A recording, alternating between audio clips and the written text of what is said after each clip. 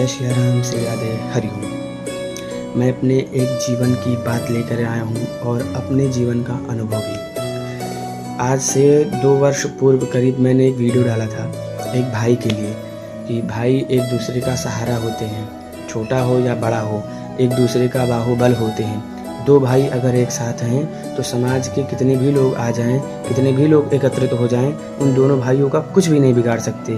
परंतु जैसे ही अलग होंगे पूरा समाज उनके ऊपर दबाव डाल देगा, विशेषकर उनके जो शत्रु हैं वो दबाव डाल देंगे। तो वो एक व्यक्ति जब खड़ा होता है तो वो दब जाता है, समाप्त हो जाता है।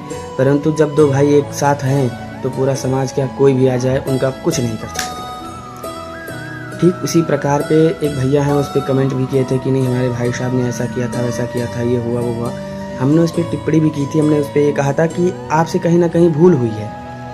जो समाज की बातों में आकर के आप लोग भ्रमित हो जाते हैं और अपने ही परिवार में कलेश उत्पन्न कर देते हैं। कलेश आप उत्पन्न करते हैं समाज की बातों को देख करके, लेकिन समाज तो अपने आप में बिजी है, व्यस्त है। कलेश तो आपके जीवन में आ गया क्योंकि छोटा भाई ये सोच करके परेशान है, ये विचार कर रहा है कि मेरे बड़े भैया बदल गए, अब उनको मुझसे प्रेम नहीं रहा। और बड़ा भाई ये सोच करके परेशान है कि मेरा छोटा भाई जिससे मैं इतना प्रेम करता था, जिससे मैं इतना प्रेम करता हूँ, इसको क्या हो गया है। मेरे सामने ये बड़ा हुआ, मैंने इसको इतना लाड़ दुलार प्रेम किया, अब ये किस दिशा में जा रहा है। फिर भी कहीं ना कहीं इस बड़े भाई को ये चिंता ही रहती है कि चलो ठीक है, मुझसे अलग भी रहे, कोई बात नहीं, प्रसन्न तो रहे। छोटा भाई ये सोचता है कि हाँ मेरे भैया ही मेरे शत्रु बन गए, लेकिन वो सिर्फ विचार करता है। क्यों?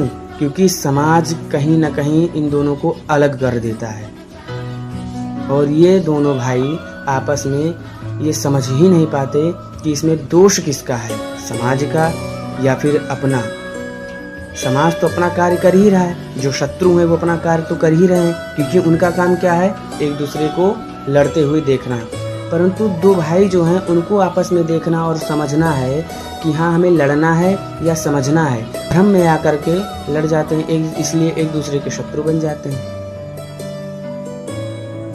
कहने को बस इतना ही है कि अभी कुछ ही दिन पूर्व की बात है, हमारा उस समय व्रत था और हमारे एक मित्र हैं, प्रिय मित्र हैं, हम दोनों एक साथ में गए थे बाहर विद्यालय। तो विद्यालय से लौट रहे थे तो सुधा बहुत तीव्र ही से पीड़ा हो रही थी, भूख लगी थी। तो उस तरफ से लौटे तो फल की दुकान दिखी, वहाँ हम लोगों ने फल लिया और उसको स्वच्छ करके ग्रहण भी कर लिया।